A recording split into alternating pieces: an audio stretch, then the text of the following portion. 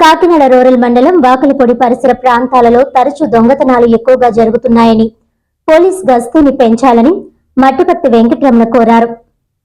ఈ సందర్భంగా ఆయన మాట్లాడుతూ కాకినాడ రూరల్ మండలం వాకలపొడి గ్రామం శ్రీనివాస్ నగర్ తన ఇంటి నివాసంలో సుజుకి డిజైర్ కారు 3 టైర్లు డిస్క్లను వేరొక కారులో వచ్చి దొంగ కొత్త ఇటుకలను టైరు పక్కన పెట్టి 3 డిస్కులతో సహా చోరీ చేశారని ఆవేదన వ్యక్తం చేశారు. వీటి విలువ సుమారు 75,000 రూపాయలు ఉంటుందని తెలిపారు. తెల్లవారుజామున 3 గంటల ప్రాంతంలో అలికిడి వచ్చిందని పక్కింటి వారు తెలియపరచడంతో వచ్చి చూసేసరికి 3 టైర్లను తీసుకువెళ్లిపోయారని ఆందోళన వ్యక్తం చేశారు. వెంటనే సర్పవరం పోలీసులకు కంప్లైంట్ కూడా ఇచ్చామని, మాకు న్యాయం చేయాలని, పోలీస్ గస్తీని పెంచాలని, ఈ ఏరియాలో తరచూ దొంగతనాలు ఎక్కువగా జరుగుతున్నాయని, దీనిపై వెంటనే పోలీసు వారు స్పందించి చర్యలు తీసుకోవాలని కోరారు. రాత్రి 2-3 మధ్యలోని తెల్లవారుజామున మా కారు టైర్లు 3 టైర్లు వెళ్ళిపోయారండి.